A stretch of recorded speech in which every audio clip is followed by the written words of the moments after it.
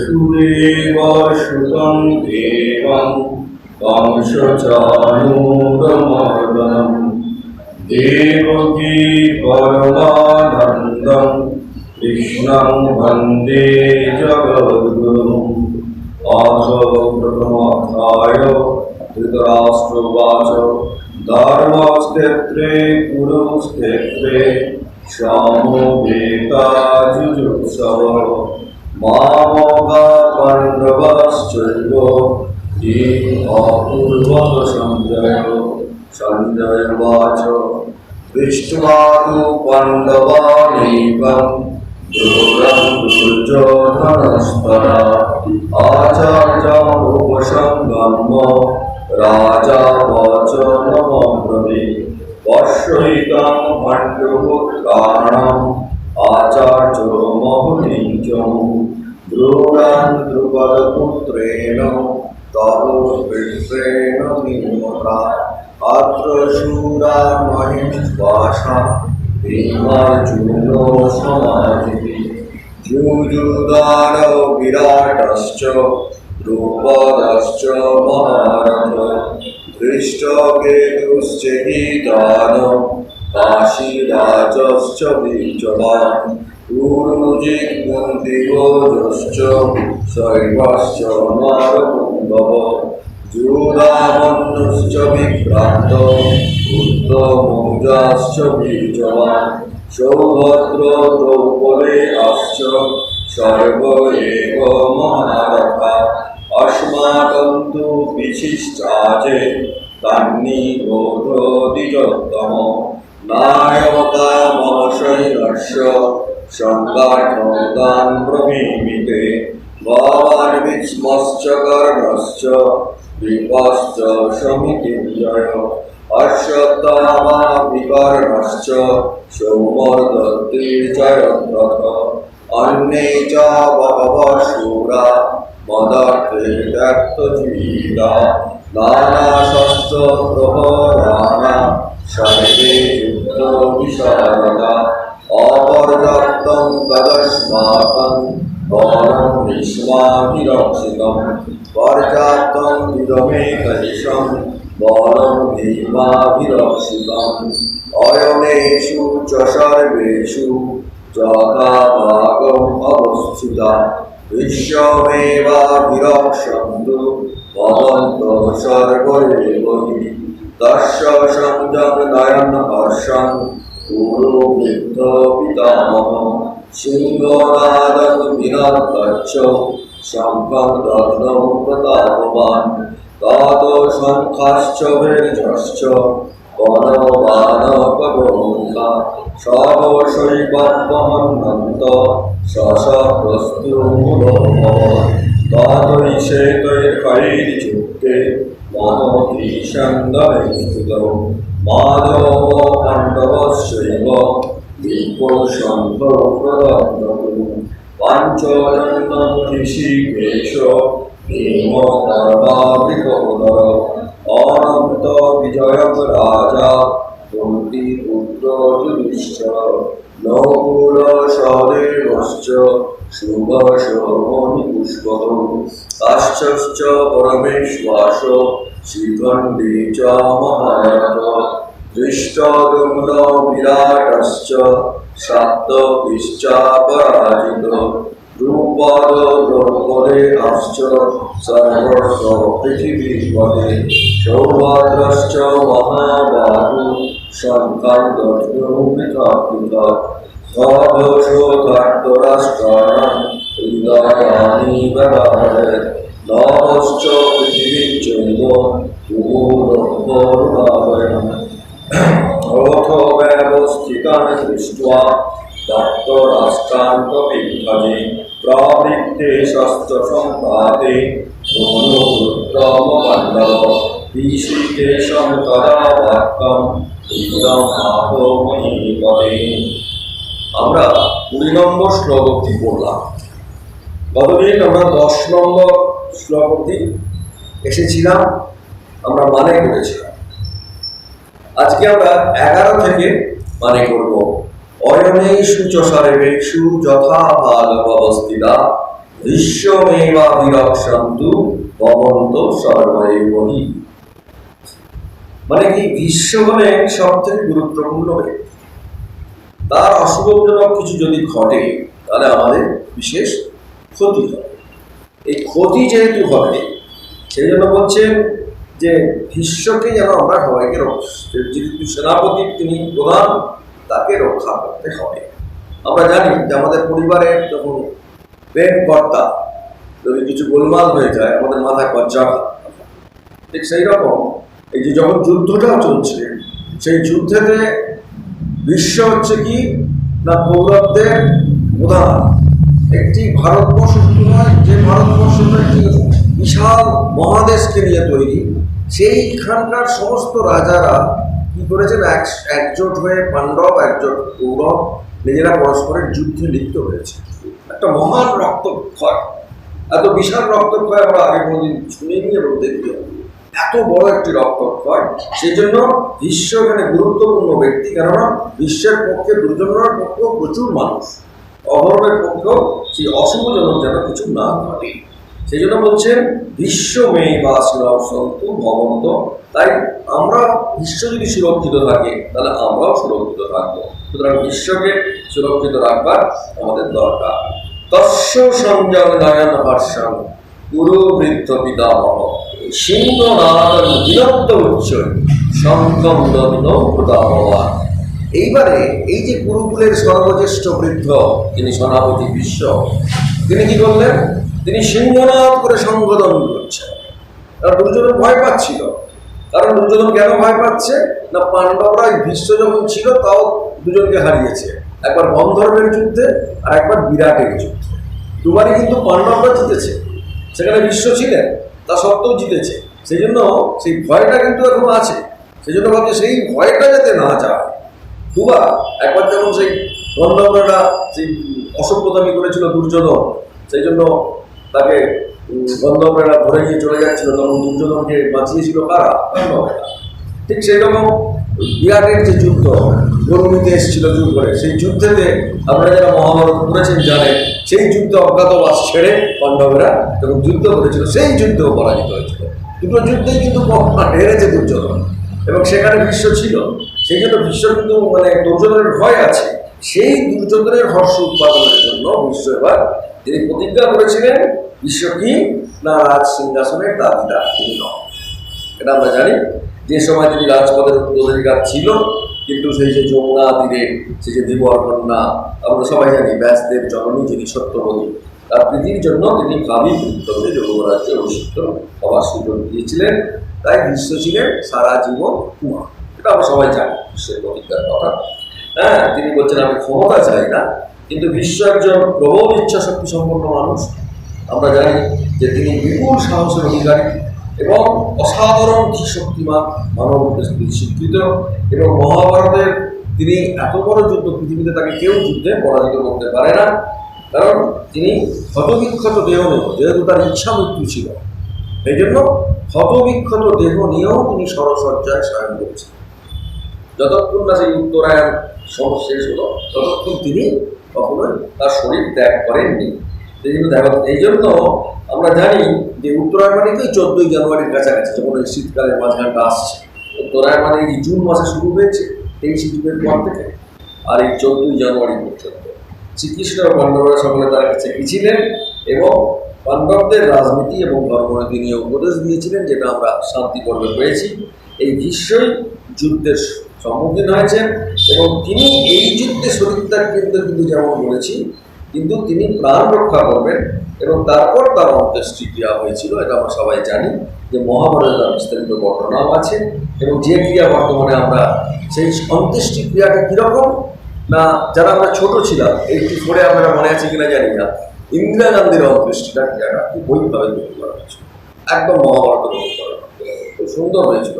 এটা টিভিতে দেখিয়েছিল 1984 সালে যখন ইন্দিরা গান্ধীর শরীর যায়, তখন আমার মনে আছে, তখন টিভি সবে আসছে সেই সময় খুব সুন্দর অন্ত্যেষ্টিক্রিয়াটা কীরকমভাবে করতে হয় এটা কিন্তু দেখানো হয়েছিল। কারণ সেই অন্ত্যেষ্টিক্রিয়া কী, কোনো একজন মহান পুরুষ গেলে সেইখানে কীভাবে করা দরকার সেটা কিন্তু সেইভাবে দেখানো হয়েছিল।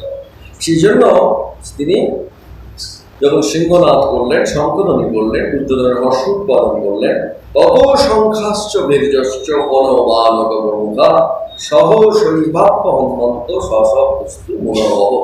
তাহলে বৃক্ষের শঙ্খনাদ করার সঙ্গে সঙ্গে অন্যেরা শঙ্খনাদ আরম্ভ করলেন। শঙ্খ, নাগারা, মাদল, দেবী, তখন অনেক কিছু ছিল, চীনা সব রণবাদ্য ছিল।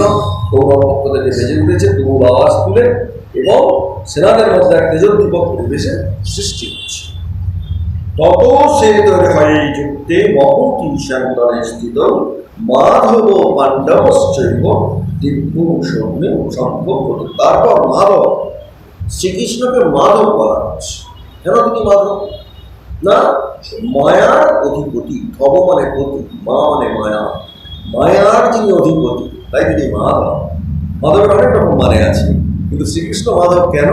তা তিনি মায়ার অধিপতি, তাই তার নাম মাধব।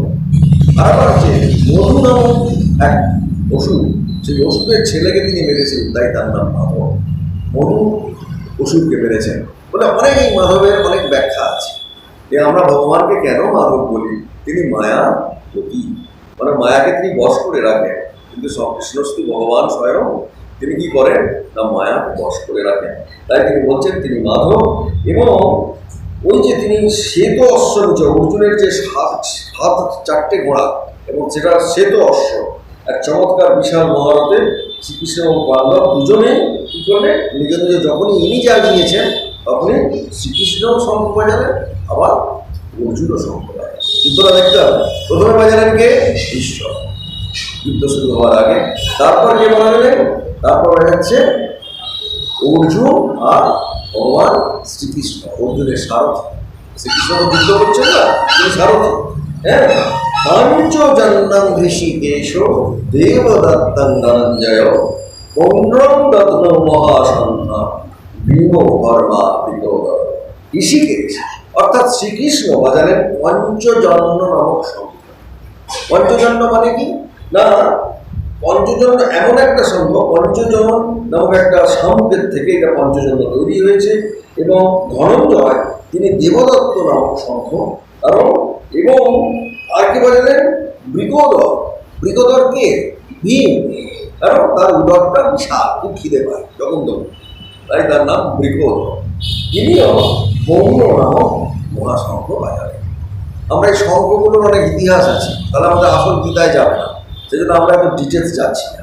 ডিটেলস গেলে কী হবে? আমরা আসল গীতা থেকে হয়ে যাব। প্রতিটা পঞ্চজন্ম, বন রং কেন হলো, তার বিরাট সব ভাবনা রয়েছে, এগুলোর মধ্যে আমরা থাকছি না। অনন্ত বিজয় রাজা কুন্তি পুত্র যুধিষ্ঠির নকুল সহদেবশ্চ সুঘোষ মণিপুষ্পক। হ্যাঁ, এবারে কি হলো? কুন্তি পুত্র রাজা যুধিষ্ঠির তিনি কোন শঙ্খ বাজালেন? অনন্ত বিজয়। আর নকুল আর সহদেব কি বাজালেন? সুঘোষ আর মণিপুষ্প। এদের প্রত্যেকে কিন্তু আলাদা আলাদা মানে আছে, আমি তোমাকে ঢুকছি না, কারণ তোমাকে ঢুকলে আমরা অনেক দূরে যেতে পারবো না। কাশ্যশ্চ পরমেশ্বর শিখণ্ডী চ মহারথ দৃষ্টদুম্ন বিরাটশ্চ সাত্যকিশ্চা পরাজিত। তাহলে মহাদরিদ্র কাশীরাজ, মহারথ শিখণ্ডী। শিখণ্ডীকে আমরা জানি, শিখণ্ডীকে কত জন্মেছিলেন? আম্বা, যে কাশীরাজের বাগদত্তাকে নিয়ে চলে এসেছিলেন এবং শেষ পর্যন্ত সে কাউকে বিয়ে করেনি, যার ফলে সে করে তপস্যা করেছিল কি না, যে আমার এরকম সম্মান নষ্ট করেছে তার যেন মৃত্যুর কারণ হয়।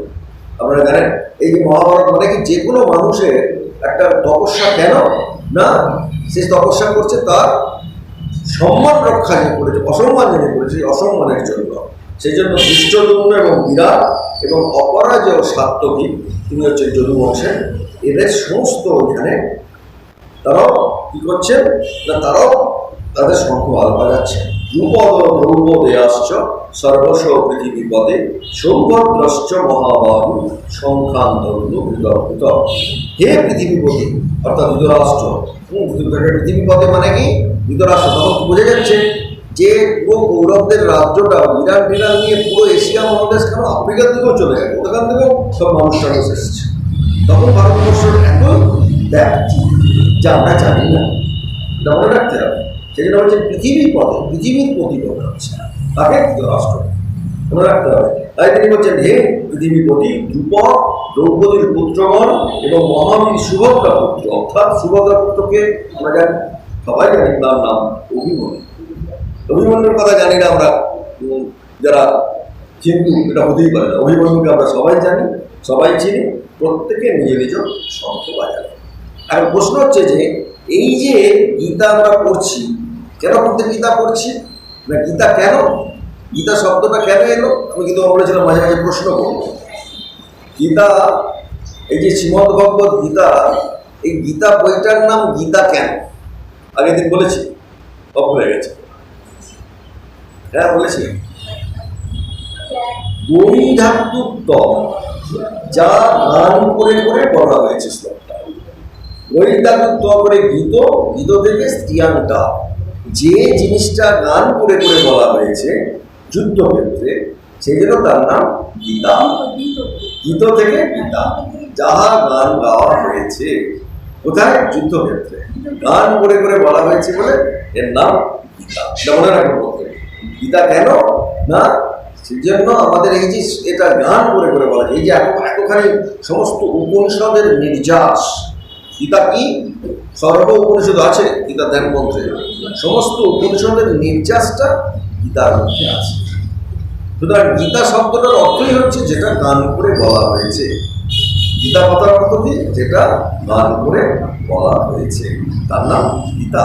ওটা বুঝলাম না, আগে আমি বলেছি কিন্তু ভুলে গেছেন আপনারা। সর্বসৌধার্থ রাষ্ট্রায়ণ, তারপরে দেখা যাচ্ছে এই যে শ্রদ্ধা যদি থাকে তাহলে কি হবে? আমাদের মুক্তি আছে। শ্রদ্ধা থাকবে, মুক্তি আছে, সে যাই থাকুক না। এই গীতা শুনছি আমার কি কিছু হবে না? আমার একটা ঘটনা মনে পড়ে যাচ্ছে। শ্রীমৎ স্বামী শুদ্ধানন্দজি পঞ্চম সংঘাধ্যক্ষ রামকৃষ্ণ মহাদেব বিষয় এবং স্বামীজির খুব চেনা। তিনি খুব বেশি যোগদান করতেন না, সারাক্ষণ কি করছেন? ওই স্বামীজির লিটারেচারের যত ইংরেজি আছে তার বাংলা করছে, ম্যাক্সিমাম সময় তাই করছে। একজন সাধু বলতে স্বামী বিশুদ্ধানন্দজি। দেখছেন শুদ্ধানন্দ মহারাজ খুব খালি যোগদান তো করে না, রাত দিন দেখছি খালি ওই স্বামীজির ইংরেজি থেকে বাংলা করছে। তাকে গিয়ে বলছে, মহারাজ আপনি সাধু হয়েছেন, কোথায় যোগদান করবেন? তা আপনি দেখছি যখনই দেখি আপনি ট্রান্সলেশন করছেন স্বামীজি। তখন সুধানন্দজি বলছেন, তা তো আমি জানি না যোগদান করলে কি হবে। আমি জানি যে স্বামীজির যে ট্রান্সলেশন করতে করতে আমার মনটা যে জায়গায় যাচ্ছে, তাতে প্রতি মুহূর্তে আমি স্বামীজিকে দর্শন করছি, যার ফলে আমার যোগদান করতে ইচ্ছে হচ্ছে না, আমি ট্রান্সলেশনই করে দিচ্ছি। সুধীর মহারাজ। সুতরাং তিনি ব্রহ্মজ্ঞ হলেন কি করে? শুধু স্বামীজি ট্রান্সলেশন করে আর স্বামীজির। এখন আমরা যদি গীতার প্রতি শ্রদ্ধা রাখি তাহলে কি হবে? আমাদের মুক্তি আছে। যারাই আমরা গীতা পড়তে আসছি, কি চাই গীতার কাছে? আমাদের কাছে শ্রদ্ধা। গীতা পড়তে হবে শ্রদ্ধার সঙ্গে। যদি শ্রদ্ধা না থাকে তাহলে হবে না। এবং এই শ্রদ্ধাটা আমাদের খুব দরকার। যতক্ষণ না শ্রদ্ধা আসছে ততক্ষণ আমাদের কিচ্ছু হবে। শ্রদ্ধা জিনিসটা সবার আগে। গীতার প্রতি শ্রদ্ধা আমাদের প্রত্যেকের রাখতে হবে। কেন না, এটার মধ্যে সমস্ত, কেবলমাত্র হিন্দু না, যে কোনো মানুষ পড়বে সে মুক্তি হবে। এটা যে গীতার একটা বৈশিষ্ট্য। যে কোনো ভাবে যে গীতা পড়বে, গীতার মধ্যে রয়েছে, সেই জন্য বলছে যে আমরা যেন এমনভাবে করতে পারি যে সত্যের উপলব্ধি, বিশ্বাস। এই বিশ্বাসটা হলেই দেখবেন সব কিছু হয়ে গেছে। স্বামী বিশুদ্ধানন্দজি আমাদের অষ্টম অধ্যক্ষ, সংঘাধ্যক্ষ স্বামী বিশুদ্ধানন্দজি, তিনি মায়ের সন্তান ছিলেন। তিনি একটা জায়গায় খুব সুন্দর কথা বলছেন যে দেখো, যখনই কোনো তীর্থস্থানে তোমরা যাবে, তীর্থস্থান, এবং সেখানে গিয়ে যদি তুমি শ্রদ্ধার সঙ্গে যাও তাহলে তোমার ইষ্ট দর্শন হবে। একদিন উনি আর মাধবানন্দজি মহারাজ, নির্মল মহারাজ, দুজনে মিলে ওরা থেকে এলাহাবাদ থেকে, প্রয়াগ থেকে হাঁটতে হাঁটতে চিত্রকূটে গেছে। চিত্রকূটে কি হয়? ইষ্ট দর্শন হয়। যদি 3 দিন ভগবানের কাছে ভালো করে জপ ধ্যান করা হয় তাহলে ইষ্ট দর্শন হবেই। তা একজন বিশুদ্ধানন্দজির শিষ্য মহারাজকে জিজ্ঞেস করছে, মহারাজ আপনি তো চিত্রকূটে গিয়েছিলেন, আপনার ইষ্ট দর্শন হয়েছিল? হ্যাঁ, তোমরা বিশ্বাস করবে না, 3 দিন আমরা ওখানে ছিলাম, ঠিক একদিন ঠাকুর আমায় দর্শন দিল। কারণ আমরা সেই শ্রদ্ধা নিয়ে গিয়েছিলাম হেঁটে হেঁটে ওই এলাহাবাদ থেকে ইষ্ট দর্শন করতে, এবং যখন গিয়ে বসে আমরা ভগবানের ধ্যানে এবং জপে মিষ্ট হয়ে গেলাম, ঠাকুর স্বয়ং আমাদের দর্শন দিলেন। তাহলে দেখা যাচ্ছে কি, যদি আপনার শ্রদ্ধা ঠিক ঠিক থাকে তাহলে ইষ্ট দর্শন হয়। উনি সন্ন্যাসী, সংঘাতজ্ঞ, ওনার কথা আলাদা নয়, শ্রদ্ধার ওপরে ডিপেন্ড করছে। যত আপনি শ্রদ্ধালু হবেন তত আপনার ইষ্ট দর্শন, কতটা শ্রদ্ধালু তার উপরে নির্ভর করছে যে আপনার ইষ্ট দর্শন হবে কি হবে। এটা আমাদের প্রত্যেকে মনে রাখতে হবে যে গীতা কি করে, আপনাকে শ্রদ্ধা দেয়। তারপরে আছে সঘোষধার্ত রাষ্ট্রানাম হৃদয়ানি বেদারে নবশ্চ পৃথিবীং চৈব তুমুলভ্য মুলাদয়। এতগুলো লোক সমস্ত বিহুল বিহুল ভঙ্গ সব বাজছে, ওই তুমুল নিনাদে সমস্ত একদম তীব্র সমস্ত শব্দ হচ্ছে, ধৃতরাষ্ট্র পক্ষের বীরগণের হৃদয় বিদীর্ণ করল। এটা ব্যাসদেব লিখছেন সঞ্জয়ের মধ্যে, যে ধৃতরাষ্ট্র পক্ষের বীরগণ তারা যেন একদম হয়ে গেল। কি হয়ে গেল? তাদের ভেতরের দুঃখ কি হলো, সন্তরণের মধ্যে এবং কৌরবদের হৃদয় কেঁপে উঠল। হ্যাঁ, কারণ কৌরবদের হৃদয় কেন কাঁপবে? তাদের তো বেশি সৈন্য আছে, তাদের তো কাঁপার কথা না। কারণ কিন্তু কাঁপছে কেন? যখনই আমরা কিছু অন্যায় করি, দেখবেন বুকটা দূর করে। মিথ্যা কথা বলছি না, আমি করিনি, বুকটা দূর করে। গৌরবরা জানে তারা অধর্মের পক্ষে অস্ত্র ধরেছে, তাই গৌরবদের মধ্যে যারাই আছে তাদের বুক কাঁপছে। তাহলে অন্যায় করার আগে বারবার ভাবতে হবে। এখানে ব্যাসদেব দেখিয়ে দিচ্ছে, যখনই আপনি অন্যায় করবেন, যতই আপনার পক্ষে সবকিছু থাকুক না কেন, তা আপনার বুক দুরু দুরু করবে। যতই আপনি মিথ্যা দিয়ে ঢাকার চেষ্টা করুন না, একদিন সেই সত্যে জয় হবে। সুতরাং সেইটা আমাদের মাথায় রাখতে হবে। বর্তমান সমাজেও আমরা সেই একই জিনিস দেখছি, বুক দুরু দুরু সবারই করে। সুতরাং অথব্যবস্থিতান দৃষ্টা ধার্ত রাষ্ট্রার গোবিন্দজ প্রবৃত্তে ষষ্ঠ সম্পাদে ধনুর্ধর্ম পাণ্ডব এবং কৃষিকে সন্তরাবর্তম ইদমাহ মহিপতি।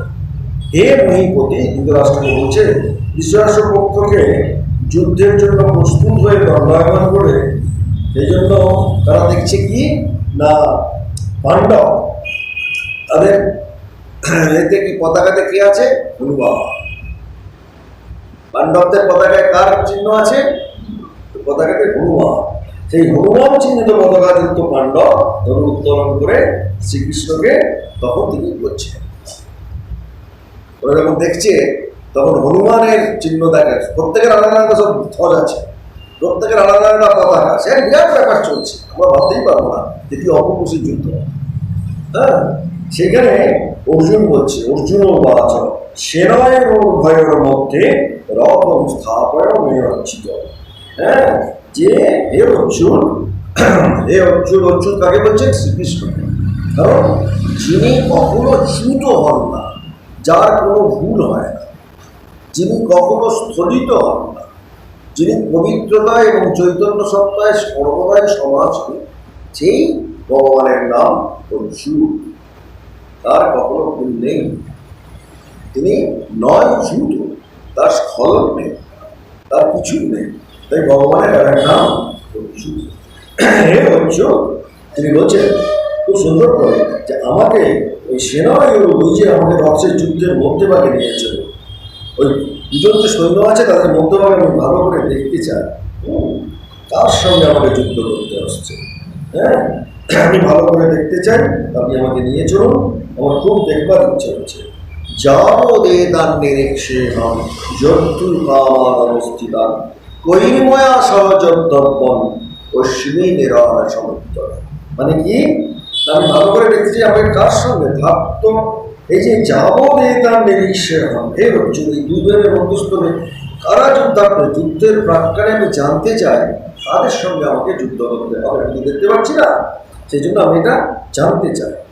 যৎসমানানবৈনক্ষম এতে অত্র সমাগতা ধার্ত রাষ্ট্রস্য দুর্বুদ্ধে যুদ্ধে প্রিয় চিকিৎসক। মানে এটা না, আমি তাদের দেখতে চাই যে কারা ওই মন্দবুদ্ধি অধার্মী ওই দুর্যোধন তাকে খুশি করবার জন্য তার পক্ষে কারা লড়াই করছে। ওদের খুব ভালো কথা বলেছে। আমরা কি করি, যেখানে অধর্ম আমরা তাদের চলে যাই, আমরা টাকা দিচ্ছি, এটা দিচ্ছি, চল যাই, ওখানে যাই, অধর্মের দিকে আমরা সাপোর্ট করি না। যখনই অধর্ম হয় আমরা কেন সাপোর্ট দিই? এটা কি দুর্বলতা। আমি ইমিডিয়েট কিছু রেজাল্ট চাইছি, ইন্দ্রিয় সুখ চাইছি, তাই খুব সহজে আমি দুর্বলকে সাপোর্ট, আমি সেই অধর্মটাকে সাপোর্ট দিচ্ছি। তাই সেটা কিন্তু এখানে গীতায় বলে দিচ্ছি। আমরা যেগুলো করি গীতা খুলে খুলে দেখি দেখেন যা আপনি করছেন, এই অধর্মকে আপনি সাপোর্ট করছেন কেন? আমি দেখতে চাই মন্দবুদ্ধি দুর্যোধনকে খুশি করবার জন্য যুদ্ধক্ষেত্রে তার পক্ষে লড়াই করতে এসেছে কারা। যখনই অধর্ম হচ্ছে আমরাও লড়াই না কেন লাইন দিচ্ছি। লাইন দেওয়ার মূল কারণটা কি? ওই একটাই কারণ। কি কারণ?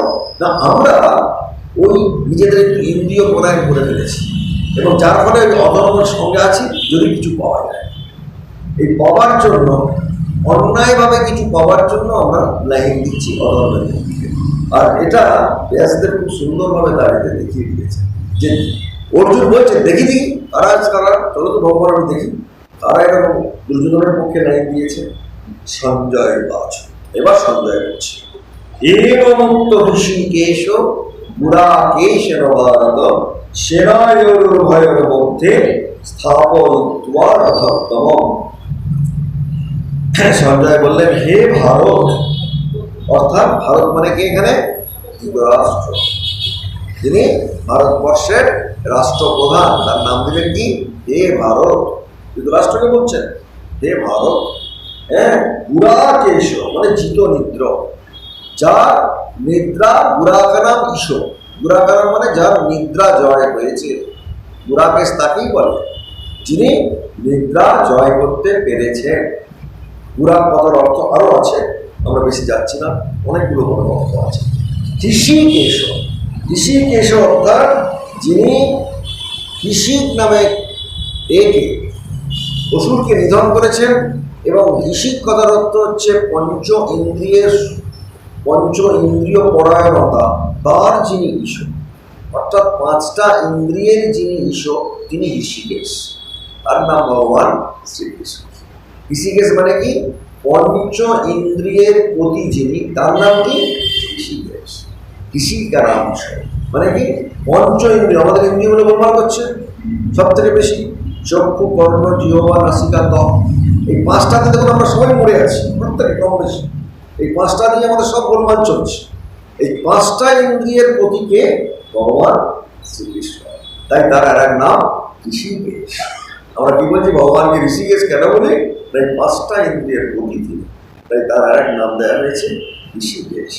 এবং পুরাকে সেনায়োর্ভয়োর মধ্যে স্থাপয়িত্বা রথোত্তমম, অর্থাৎ শ্রীকৃষ্ণকে এইভাবেই বলা হয় শ্রীকৃষ্ণ সকল রথের মধ্যে তার যে সবখানে চারখানা দিয়ে টানছে সেই রথখানি চালিয়ে উভয় ভীষ্ম দ্রোণ প্রমুখত সর্বে সাঞ্চময়িষ্ণাম উবাচ পার্থ পশ্য এতান সমবেতান কুরুনীতি, পশ্যইতান সমবেতান কুরুনীতি।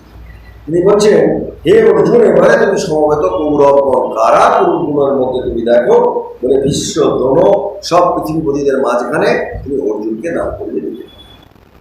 ভালো করে আপনারা ভিশন করবো দৃষ্টিটা কি হচ্ছে। সেখানে দুটো দল ছিল, অর্জুন বেরিয়ে এসছে, বেরিয়ে দুজনের মাঝখানে দাঁড়িয়ে পড়েছে। এটা ভগবান ব্যাসদেব তিনি বর্ণনা করছেন এবং সঞ্জয়কে দিয়ে তিনি এই কথাগুলো অর্জুনের মাধ্যমে আমাদের জানাচ্ছেন। ভগবান ব্যাসদেব তিনি সুন্দর করে তা বলেছেন এবং তিনি আমাদের সামনে দেখাচ্ছেন যে কি হচ্ছে। গীতা মানে কি? ওইখানে দাঁড়িয়ে পড়েছে। গীতা যখনই আমরা শুনবো কোথায় কি, এটা কিন্তু মাথায় রাখতে হবে, তাহলে কিন্তু আমাদের গীতা শোনাটা ব্যর্থ হয়ে যাবে। সেই জন্য তত্রাপশ্যৎ স্থিতান পার্থ পিতৃন্নাথ পিতামহান আচার্যান মাতুলান ভ্রাতৃন পুত্রান পৌত্রান সতীস্তথা শ্বশুরান শ্রীদশ্চৈব সেনয়োরু ভয়োরপি। সেখানে অর্জুন কি দেখছেন? তার সামনে অপূর্ব অপূর্ব জিনিস দেখছেন, অবাক হয়ে দেখছেন ঠাকুরদা বিশ্ব। আবার দেখছেন যে দ্রোণাচার্য ছোটবেলা থেকে তাকে মানছেন তিনি দাঁড়িয়ে আছেন তার শত্রু। আবার দেখছেন মামাকে দেখছেন শল্য, তাকে জোর করে দুর্যোধন গুলিয়ে বালিয়ে তাদের দলে নিয়ে দিয়েছে। আসছিল পাণ্ডবদের দলে, কিন্তু অনেক দূর থেকে আসছিল শল্য, সেই গান্ধার রাজ আফগানিস্তান থেকে তত দূর থেকে আসছিল থেকে সবার আগে গিয়ে সে তাদের ভালো করে তার যত্ন আত্মি করে, যেমন রাজাদের করে নাচ পাচ দেখিয়ে ব্যাস বলছে খুব ভালো, তুমি যা চাইবে হবে, তোমার পক্ষেই জয় হবে। ব্যাস এটা কার? আপনি তো আমার পক্ষেই এসছে। না না, আমি তো এসেছিলাম পাণ্ডবদের আমার ভাগ্নেদের পক্ষে, যে না না আপনি তো বলেছেন আমাকেই দেবেন। ব্যাস বলে শল্যকে নিয়ে নিয়েছে কায়দা। এবার দুর্যোধনের কপটতা কনস্ট্যান্ট চলছে। শল্য আসছিল পাণ্ডবদের পক্ষে, তাকে কোথায় কি করে নিয়ে নিল? কোথায়? তাকে সবার আগে একদম যত্ন আত্মি করে শিবিরে পৌঁছবার আগেই সে কৌরবদের দলে চলে গেল। এইরকম দেখছে বিশ্ব ধর্ম। এবং এগুলো দেখে দেখে তিনি দেখছেন পিতামহ, শ্বশুরগণ, পিতৃব্য, ভাতা, নিজেরও তাদের পুত্রগণ পৌত্রগণ সব রয়েছে, তার নাতিও রয়েছে, আচার্য রয়েছে, শহীদবর্গ রয়েছে। এই সমগ্র দৃশ্য দেখল ভালো করে তিনি দেখছেন যে এটা খুব বাজে বাজে জিনিস হলো, তো খুব বলবারের ব্যাপার এই ভাবছে। আর অর্জুনকে যেহেতু ভগবান শ্রীকৃষ্ণ খুব ভালোবাসেন, আমরা জানি যে অর্জুনকে খুবই ভালোবাসেন, এত ভালোবাসেন যেটা ভালো ভাবা যায় না। হ্যাঁ, পাণ্ডবানাং ধনঞ্জয় বলেছেন না, পাণ্ডবদের মধ্যে ধনঞ্জয় শ্রেষ্ঠ। আমরা কাকে জানি? যুধিষ্ঠির। যুধিষ্ঠিরের মতো চরিত্রবান অর্জুন হয়, যেখানে গিয়েছে একটা করে বিয়ে করে নিয়েছে, বুঝলে? ওটি সুবিধের লোক না। অর্জুন দেখুন কতগুলো বিবাহ, যেখানে গিয়েছে একটা করে বিয়ে। তাকে খুব চরিত্রবান মোটেই বলা যায় না, ওদের আমি তো বলি না। যুধিষ্ঠির দাদা যুদ্ধে স্থির, সত্যনিষ্ঠ। সুতরাং পাণ্ডবানাং ধনঞ্জয়, এটা আমাদের বিভূতি যোগে গীতাতেই আছে। ভগবান শ্রীকৃষ্ণ বলছেন কেন না, তারা সখা বলে। এখানে সেই লাইকিং ডিসলাইকিং, ভগবানও কিন্তু বলবো না। পাণ্ডবানাং ধনঞ্জয়, দেখবেন আমরা যখন বিভূতি যোগ করবো তাতে আছে, বিভূতি যোগে আছে যে পাণ্ডবদের মধ্যে শ্রেষ্ঠ কে না, ধনঞ্জয়। আরে ও তো শ্রেষ্ঠ ধনুর্ধর, তো শ্রেষ্ঠ মানুষ যদি বলতে হয় কে, তাই না? আমরা কিন্তু এটা দেখছি না, আমরা যদি এটা দেখি তো প্রমাণ হয়ে যাবে। পাণ্ডবানাং ধনঞ্জয় করি আমরা, যে ঠিক সেই রকম অর্জুনও অবাক হয়ে দেখছে। এগুলো যখন দেখছে তখন তার মনের মধ্যে খুব মানে আসছে, ভাবনা আসছে যে কি করবো। এখন প্রশ্ন হচ্ছে যে আমাদের মধ্যে এই একনিষ্ঠতা অর্জুনের পর্যন্ত ছিল, সেটা আমরা জানি, এবং এত ছিল যে ভাবা যায়। ঠিক সেই রকম আমরা যারা আমাদের সংসারটাকে যদি যুদ্ধক্ষেত্র ভাবি, সেখানেও যখন আমরা ভগবানের নাম করছি তখন আমাদের মধ্যে কি আসে? একটা লেথার্জি আসে। থাক, সংসারের ওটা কাজটা আপনি করুন বলে সংসারের জিনিস অগোছালো, আর আমি লোককে দেখাচ্ছি আমি ভগবান করছি। স্বামী বিশুদ্ধানন্দজি তখন ছিলেন ভুবনেশ্বর। তো সেই সময় বাবুরাম মহারাজ গেছেন, বিশুদ্ধানন্দজি অত্যন্ত জপ, রাত দিন জপ করেন, খুব যোগদান করছেন। ফুল গাছগুলো সব শুকিয়ে গেছে। বাবুরাম মহারাজ এসেছেন, দেখেছেন। বাবা মহারাজ দেখে পরে চিঠি লিখে পাঠাচ্ছেন যে আমাদের ঠাকুর কি ঢোড়া সাপ? হ্যাঁ, তুমি অত যোগদান করছো ঠিকই, কিন্তু ঠাকুর তো পুরো আশ্রমটাতেই রয়েছে। ঠিক আপনাদের সংসারটা তার কর্তব্য পালন না করে আমি জব করছি, এটা কিন্তু চলবে না, এটা কিন্তু মাথায় রাখতে হবে। সংসারকে তো পালন করবেনই, কিন্তু সেই সংসারে ভগবান ঘুরছেন এবং ভগবান সেই সংসার দেখছেন, ভগবান সেই সংসারে চলাফেরা করেন। সুতরাং সেটা তাকে অপরিষ্কার রাখলে ভগবানকে কষ্ট দেওয়া হয়। এটা যদি আমরা গীতা থেকে পড়ে না আসি তাহলে আমাদের শেখা হবে না। এবং অর্জুনও সেই রকম, শ্রীকৃষ্ণ যা বলেছেন শুনেছেন, তার যবেই দোষ থাকে, অর্জুনের দোষ বিশেষ কিছুই নাই। ওটা তাকে যা সমস্ত বিবাহগুলো হয়েছে ওগুলো বিতর্ক ছিল, বিভিন্ন ঘটনা আছে, কিন্তু কিন্তু সে তার কর্তব্য কর্ম থেকে কখনো বিরত নেই। এটা হচ্ছে অর্জুনের বিউটি। ঠিক আমরা যখন গীতা পাঠ করবো আমরা যেন কর্তব্য কর্ম থেকে বিরত। আজকে যারাই গীতা পাঠ করতে এসছে গান করে করে হচ্ছে কেন না, প্রথম হচ্ছে শ্রদ্ধা। শ্রদ্ধা যদি না থাকে কিচ্ছু নেই। সর্বদা আমাদের শ্রদ্ধা রাখতে হবে। সর্বদা যদি শ্রদ্ধা থাকে তাহলে দেখবেন আপনার সব কিছু ঠিকঠাক আছে। এই শ্রদ্ধার জন্য কি করতে হবে? আমরা রামকৃষ্ণানন্দজির একটা ঘটনা শুনেছিলাম। শ্রদ্ধাটা কিরকম? তিনি ভাগবত পাঠ করে একবার ওপরের দিকে তাকালেন।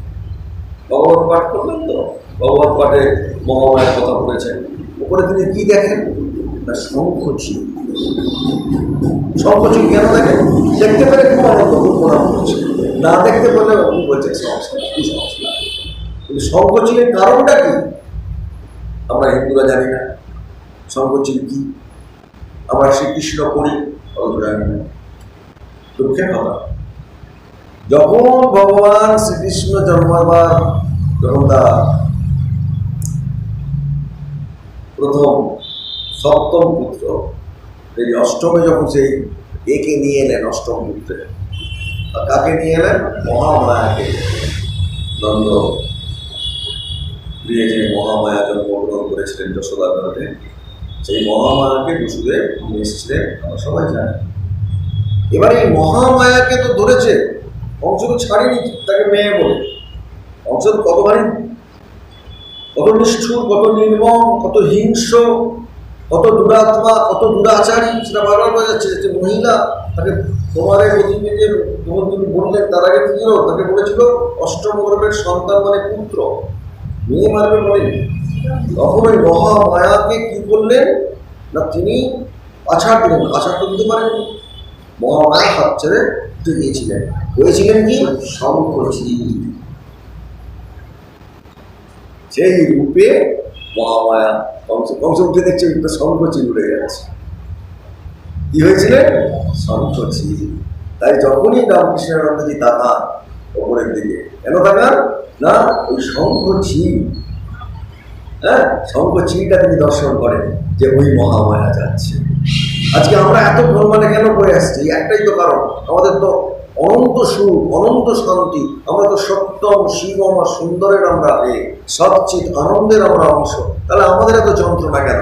ওই শঙ্খচিল, ওই মহামায়া, ওই আমাকে সংসারের রান্নাবাড়ি খেলাচ্ছে, আমাকে সম্পর্কের নানান নিদান দিয়েছে, আমি প্রতি মুহূর্তে যন্ত্রণায় আমি ছটফট করছি, করতে যাচ্ছি। বারবার বোঝাচ্ছে যে সম্পর্কগুলো কতটা পলকা, বারবার বোঝাচ্ছে, কিন্তু তবু বুঝেও আমি বুঝছি না। এটাই ভগবানের কৃপা। যখনই আমরা বুঝতে পারবো তখনই ভগবত কৃপা আসবে আমাদের মধ্যে, প্রবিষ্ট হবে। ভগবানের কৃপা কি? যখন আপনি শঙ্খচিলকে ধরতে পারবেন। তাই জন্য রামকৃষ্ণানন্দজি যখনই ওই পাঠ করতেন, চণ্ডী পাঠ করার পরে তিনি তাকাতেন, কোথায় তাকাতেন না, শঙ্খচিলের দিকে দেখা যায়। দেখা গেলে খুব প্রণাম করতে, দেখা না গেলে বলে যত সব কিছু অবস্থা। তারপরে মায়ের আপনি দেখেন কেন? বলে না, দেখা গেলে ভালো, মায়ের মুক্তির জন্য আমি প্রার্থনা জানাই। রামকৃষ্ণানন্দজি কি করতেন? মুক্তির জন্য প্রার্থনা করছেন, মহামায়া তুমি দ্বার খুলে দিন। উনি যদি দ্বার খুলে না দেন, আমরা আবার এই সংসারের নানান, এই যে এখন দেখুন আপনারা বুঝতে পারছেন, এই নানা রকম জাগতিক কোম্পানি প্রতি মুহূর্তে আপনাকে আটকাচ্ছে। মোবাইলে কত কি দিচ্ছে, কত জিনিস আপনার কত মনের মধ্যে নানা রকম, বাচ্চাদের দিচ্ছে, বড়দের দিচ্ছে, সবাইকে ভোগাচ্ছে সোনার হরিণ। একটা সোনার হরিণ রামচন্দ্রের সময় ছিল, এখন এত সোনার হরিণ, কোনটা সামলাবে? কত সোনার হরিণ, আমরা এটা চাই ওটা চাই করে যাচ্ছি। আর এই সোনার হরিণ সামলাবার জন্য আমরা গীতা পাঠ কেন করছি? আমরা স্নান করছি, গীতা পাঠ করে আমরা স্নান করছি। তাই জন্য তিনি বলছেন যে তান সমীক্ষ সকন্তেয় সর্বান বন্ধুন অবস্থিতান কৃপয়া পরয়া বিষ্ট বিশিদম অপ্রভেদ। মানে কি সুন্দর, মানে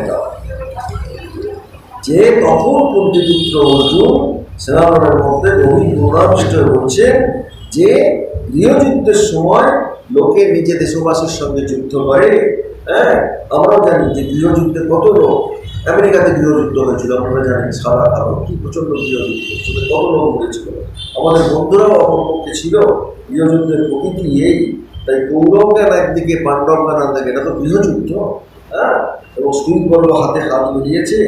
এই জন্য অর্জুন মহা দুঃখ প্রকাশ করছে, এবং এত তার দুঃখ হচ্ছে যে এই যে অর্জুনের যে দুঃখের যোগ, আমরা আগেও বলেছিলাম যে ভগবান প্রথমে শোক দেয়। কেন দেয় না? তাকে ডাকবে বলে। তাই প্রথমেই তাকে দুঃখ দিচ্ছে। কিসের দুঃখ? না তোমার আত্মীয় স্বজন এত মরবে এবং তোমার, এটা অর্জুনকে ভগবান দেখিয়ে দিচ্ছে। তোমার ঠাকুরদা মরবে, তোমার ভাইয়েরা মরবে, তোমার নাতি নাতিরা মরবে, তোমার শ্বশুর মরবে, তোমার শিক্ষাগুরু মরবে, সবাই তোমার হাতে মরবে, এবং সেই যন্ত্রণা বেদনা তোমার সহ্য করতে হবে। কোন ঠাকুরদা মরবে? যে ঠাকুরদা তাকে সব থেকে বেশি ভালোবাসে, সারাক্ষণ তিনি বিশ্বের কোলে কোলে মানুষ, সেই ঠাকুরদাকে তিনি বান ছুড়ে মারবেন। এত যন্ত্রণা সহ্য করতে হবে। পুরো সংসারটাকে দেখাচ্ছে। আমরাও সংসারে তাই করছি। আমরা যখন স্বার্থপর হয়ে যাচ্ছে, নিজের সব থেকে যে কাছের তাকে কিভাবে অপদস্থ করছি, তার কিভাবে আমরা সর্বনাশ করছি, আমরা সবাই জানি। আরে এগুলো কাউকে বলতে হবে না। এক যুদ্ধের কথা আপনারা সবাই জানেন, কাউকে বলতে পারেন যে সম্পর্কগুলো কতটা ঠুনকো। গীতা আপনাকে দেখাচ্ছে সেটা। এই ঠুনকো সম্পর্ক প্রচণ্ড ঠুনকো, এবং তা সত্ত্বেও আমাকে ভগবানের সঙ্গে যুক্ত হতে হবে, কারণ ভগবান আপনার জন্য দায়বদ্ধ। এবং সর্বদা এটা কি না, একজন আমাদের জন্য ভগবান আছেন, এই নিয়ে আপনাকে এই যুদ্ধে সামিল হতে হবে। এই সামিল যদি না আমরা হতে পারি, তাহলে আমাদের সব কিছু জ্ঞান। এই সামিল হওয়ার জন্য তিনি বলছেন যে অর্জুন বিষাদযোগ কেন না, অর্জুনের এই যে মহা দুঃখ, এই দুঃখ হলেও তাকে কি করতে হবে না, তাকে প্রতি মুহূর্তে লড়তে হবে যে আমি সত্যের পথে আছি, আমি ধর্মের পথে আছি, আমি পবিত্রতার পথে আছি, আমি কখনোই অধর্ম বা অপবিত্র কাজ করতে পারি না, কারণ আমার জন্য একটা ধর্ম বা পবিত্রতা ভাব রয়েছে। আর যদি আমি পবিত্র থাকি, যদি ধর্মের পথে থাকি, যদি সত্য পথে থাকি, তাহলে কি হবে না, আমাদের জন্য ঠিক ব্যবস্থা থাকবে। মায়ের বাড়িতে একবার জয়রাম বাটিতে সবাই খুব মিলেছে, তার মধ্যে সিলেটের ভক্তরাও আছে, তারা খুব গল্প করতে পারবে, সিলেটের ভক্ত খুব। হ্যাঁ, আর মায়ের দুটো সন্তানও রয়েছে, ওই বিশুদ্ধানন্দজি আর রাজপ্রিয়া, তারা সব এই দেশি, সিলেটি নয়। ওরা খুব জোরে জোরে চেঁচাচ্ছে, বড়লোক ভক্ত, আর এরা তো অন্য সাধু রয়েছে, ওরা হবে, মায়ের কাছে আছে। হ্যাঁ, তারা তো অনেক কিছু নিয়ে শেখাচ্ছে টাচ্ছে। মা তাদের ডেকেছে, মা তাই জন্য দুজনকে ডেকে পাঠিয়েছে, ডেকে পাঠিয়ে 2 গ্লাস দুধ দিচ্ছে, বলছে দুটো খেয়ে নাও। তখন মা বলছে ওরা বড় লোক, কত খায়, দেখো না কত খাবার দাবার নিয়ে এসছে, ওদের কথা তোমায় ভাবতে হবে, ওরা অনেক খায়, তোমাদেরকে দেখবে, তাদের দুটো দিকটা খেয়ে নাও। তার মানে ব্যাপারটা কি হলো, যদি আপনি পবিত্রতার পথে থাকেন, ভগবান কিন্তু আপনাকে পেছন থেকে দেখছে, তিনি কিন্তু আপনাকে পুষ্টি যোগাচ্ছেন। মা কিন্তু তার ওই 2 সন্তানকে ডেকে নিয়েছে দুধ খাওয়াচ্ছে। ঠিক সেই রকম শ্রীকৃষ্ণকেও অর্জুন যতই দুঃখ হোক, তিনি কিন্তু তাকে সর্বদা সাপোর্ট দিয়ে দিয়েছে। শ্রীকৃষ্ণের সাপোর্ট কেন না, ও সৎ পথে আছে। সৎ পথে থাকলে আমরা সাপোর্ট পাবো। সৎ পথে আপনি যখনই থাকবেন, দেখবেন ভগবান আপনাকে সাপোর্ট করছে। আপনার অনেক কিছু ছিনিয়ে নিয়েছে, 12 বছর বনবাস, আগুনে পুড়ে মরা, কি না হয়েছে ওদের, কিন্তু ভগবান তাদের সঙ্গে সঙ্গে থেকেছে। আমি বারবার আমাদের বলি যে দুঃখ ভগবানের দয়ার নাম। দুঃখ পেলে ভগবানের প্রতি রাগ করবেন না। কেন না, ওটা আপনাকে তিনি ভালোবাসেন বলে দিচ্ছেন, যাতে আপনি তাকে ডাকেন। আপনি মনে করছেন না যে সুখ হচ্ছে, আপনি সব ভুলে যাচ্ছেন। তাই দুঃখ ভগবান আপনাকে দেয়, কেন দুঃখ ভগবানের দয়ার দেয়। সেই জন্য গান কুন্তি কি বলেছিল, আমার কথাটা মনে আছে, ওই বারবার এই ঘটনাটা আমাদের বলি যে যখন পাণ্ডবরা জিতে গেছে, সব ঠিক হয়ে গেছে এবং সবাই চলে যাবে, তখন শ্রীকৃষ্ণ বিদায় নিতে গেছে তার বুয়ার কাছে, মানে পিসির কাছে, হিন্দিতে বুয়া বলে। পিসির কাছে গেছে, বুয়া তাহলে এবার তুমি বিদায় দাও। তখন বলছে তুমি চলে যাও যাও, কিন্তু তুমি আমাকে একটা বর দিয়ে যাও। কুন্তি বর চাইছে, কি বর বলো? দুঃখ, নতুন নতুন দুঃখ দাও। বলে বলো কি বুয়া? বলছে হ্যাঁ, যখন আমি মরে যাচ্ছিলাম, চতুর্বিয়ে হয়েছে, তখন তুমি এসছো। যখন আমার 12 বছর বনবাস, তখন তুমি এসছো। সারাক্ষণ আমার যুদ্ধে আমার ছেলেদের পুরো একদম সমস্ত কিছু কেড়ে নিয়ে একদম বিক্রি করে দিয়েছিল, তখনও তুমি আমার সঙ্গে ছিল। আজ আমি যুদ্ধ জিতেছি, তুমি চলে যাচ্ছ। তোমাকে আমি তখনই পাবো দুঃখ দিলে, তাই তুমি নতুন নতুন দুঃখ দিলে। কুন্তির কি বুকের পাটা? আমরা কেউ দুঃখ চাই না, কিন্তু কুন্তি, মা কুন্তি কি চাইছেন? দুঃখ। হ্যাঁ, আমরা সংসারে সবাই দুঃখ থেকে পাই থাকি, মা আমার দুঃখ দিও না, কিন্তু আমরা দুঃখ চাইছি কেন? তার কাছে যাবো বলে, ভগবানের সংস্পর্শ থাকবো বলে দুঃখ চাওয়া। এটা আমাদের মনে রাখতে হবে। আমরা ভগবানের কাছে কি চাই? না, দুঃখ চাইছি কেন? না তার সংস্পর্শ। তাই অর্জুন উবাচ দৃষ্টেমান সজনান কৃষ্ণ যুজুৎসু সমবস্থিতান সিদন্তি মম গাত্রাণি মুখঞ্চ পরিশিষ্যতি দেবতুশ্চ শরীরে মে রোমহস্যশ্চ জায়তে গান্ডিবাং সংসতে হস্তা তৎচৈব পরমুখিত।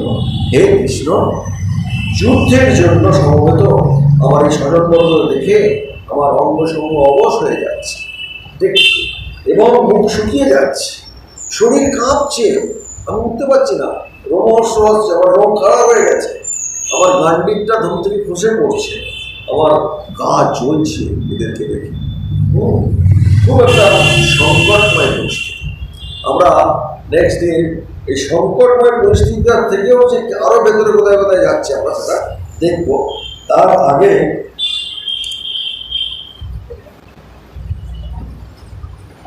আমাদের একটা জিনিস মনে রাখতে হবে যে ভগবানের জন্য আমরা যাই করি না কেন, সেটা যেন আমরা সঠিকভাবে করতে পারি। ধরুন আমি গীতা পাঠ করতে এসছে, সেটাও কিন্তু শুদ্ধভাবে আমরা, কারণ যে কোনো জিনিসের শুদ্ধতা আপনাকে শ্রদ্ধা দেয় এবং আপনার অন্তরটাকে নিয়ে যায়। এটা শুধু শোনা নয়, এটা কি একটা যাত্রা, অন্তর্লোকের যাত্রা। এবং এই যাত্রা নিয়ে খুব সুন্দর একটি কথা শিবরাত্রি উপবাস নিয়ে হয়েছে বলে আমি শেষ করব। শিবরাত্রির উপবাস এটা আমাদের মঠ মিশন চলে আছে। তা চেন্নাইতে রাজা মহারাজ গেছেন, যেখানে চেন্নাইতে যখন মহারাজ গেছেন তখন চেন্নাই না মাদ্রাজ, মাদ্রাজে গেছেন, মাদ্রাজ মঠে। তা ওরা সারা দিন ওই রকম সারাক্ষণ উপবাস ওরা করে না, ওরা এক সন্ধ্যাবেলাতে জল টল খেয়ে নেয়। আমাদের এখানে কিন্তু নিরম্ব উপবাসের বিধান আছে, এখন একটু শরবত জল খাওয়া, সেটা আগে ছিল না, বিধান বিচার আমরা যখন ছিলাম তখন নিরম্ব উপবাস করছে বহু দেখেছি। তাই নীরদ মহারাজকে আপনার নাম শুনেছেন? স্বামী অম্বিকানন্দ। কে বলুন তো? যাকে শ্রীরামকৃষ্ণ চেয়ে নিয়েছিলেন নবগোপালের কাছ থেকে, নীরদ চন্দ্র ঘোষ। নবগোপাল বাবু বলছিলেন না যে আমি এটাকে নেবো, আপনাকে দিলাম আমার ছেলেকে বলে, ওর বিস্তারিণী দেবী কি করেছেন না ওটা নিয়ে এসে ওনার হাতে দিয়েছেন, আমি এটা নিল। সেই নীরদ মহারাজ খুব সুন্দর, অম্বিকানন্দজি খুব ভালো গান করতেন, রাজা মহারাজের আশ্রিত রাজা মহারাজকে দীক্ষা দিয়েছেন তিনি। এবং চিন্তানন্দজি এবং রুদ্র মহারাজ এদের খুব ইচ্ছে যে শিবরাত্রি করুন। কিন্তু তখন গার্জেনকে ওই যে আমাদের রকচটা রামকৃষ্ণের শশী মহারাজ একদিকে কেটে যান, না না না না, রাজা আছে, তোদের সেবা করছিস, তোরা পারি না, তোদের শরীর খারাপ হলে রাজার সেবা করতে হবে, কোনো বলতে হবে শিবরাত্রি। ব্যাস বিধান দিয়ে দিয়েছে, তোদের শিবরাত্রি করতে হবে। হ্যাঁ, তখন রাজা মহারাজ গেছে এরা, যে রাজা মহারাজ তখন বলছেন, দেখো শশী, কলিযুগে শিবরাত্রি হচ্ছে মহাপর্ব, ওরা যদি একটু উপবাস করতে চায়, করে ভগবান শিবকে যদি একটু তারা খুশি করতে চায়, ওদের তো কখনোই সন্ন্যাসের তো বাসনাই নেই, ওরা সন্ন্যাসের লক্ষ্যে, মুক্তির লক্ষ্যে মুখের লোকে যদি যেতে চান তুমি না করছো না প্লাস রসিকবাস আর তখন চুপ তাকে আমার যখন করেছেন ঠিক সেই রকম গীতা পাঠ আমরা যদি শ্রদ্ধার সঙ্গে করি তাহলে কি হবে না আমাদের মধ্যে আসক্তি ত্যাগ হবে। শ্রীরামকৃষ্ণ বলছেন গীতার নির্যাসটা কি আছে তাকে উল্টে দাও, তার ত্যাগ ত্যাগ ত্যাগ হবে। কেবল আমাদের গেরুয়া নিতে হবে না, বিষয়ের প্রতি যে অন্ধ আকর্ষণ সেটা আমাদের কমে যাবে, শিথিল হবে। আমরা ঠাকুরমার কাছে প্রার্থনা করি এবং গীতা পাঠে আমাদের বিষয়ের আকর্ষণ কমে যায়। জয় শ্রীরামকৃষ্ণ। জননীং শারদাং দেবীং রামকৃষ্ণং জগদ্গুরুং পাদপদ্মে তয়ং